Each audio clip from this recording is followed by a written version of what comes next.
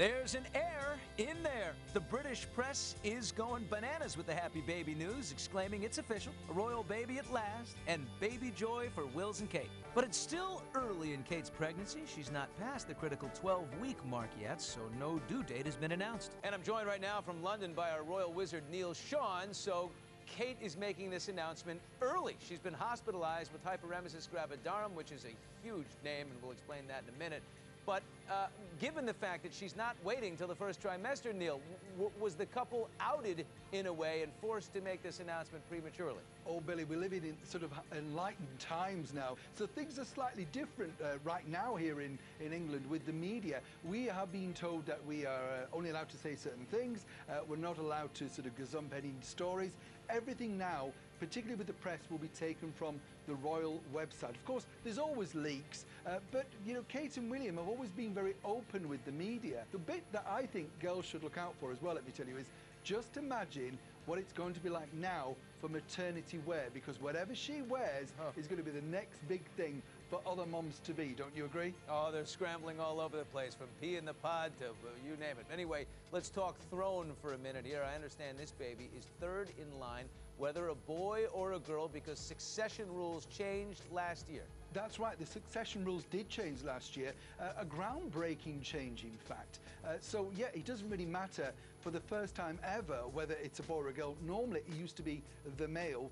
That was the natural sort of accession. Now, of course, if it's a girl, it's the same thing. If it's a girl, of course, everybody will be looking towards whether the girl's name, what would it be? Of course, a lot of people will be looking for the name Diana, and obviously I think William would have a bit of a say in that. Prince William Arthur Philip Louis.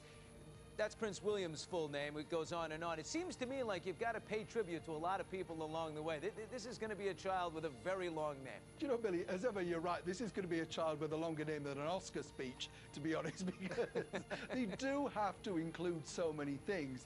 And, you know, what people really, I mean, we do this around the world. We still call her Kate, and, of course, her real title is Her Royal Highness Catherine, of course, Duchess of Cambridge. But we can't really get to that. We like to abbreviate everything. Well, with these succession rules, that meaning a boy or a girl equally embraced as far as the monarchy is concerned, that puts this child third in line to the throne. That moves Harry way out to the perimeter. There's no chance he'll ever become king, which means Vegas ought to start planning the big return, right? The big party. Harry's in the clear. You're naughty, you know, Billy. The thing is, yeah, he does kind of, I think this is the tragic thing about being one of the royals, though, don't you agree? You know, the minute this, it's a bit like being a pop star. The minute the latest thing comes along, you're out. And the bottom line is, for Harry, yeah, you know, he is very eligible, he's very good looking, and lots of girls want to marry him. Will he still want to marry him when they have to wait a little bit longer? But, you know, to be in this company, the royal family, the firm, as they like to call themselves. Wow, what a club that is. Always a pleasure, sir. We move on. 30-year-old Kate is expected to stay in the King Edward VII Hospital in London for several days, and Dr. Peter Weiss explains her condition. Hyperemesis gravidarum is Latin for pregnant and throws up too much. It's really what it is. It's usually from the increase in the hormones of pregnancy, and is sometimes found a little bit more often in twins. That doesn't mean that Kate is having twins, but it is found more often in twins. And the good doc says symptoms usually taper off around 4 or 5 months into pregnancy. Today, outside the hospital where Kate is being treated, media gathered, awaiting news, and they got a peek at future Father William when he left his wife's side and got into an awaiting car.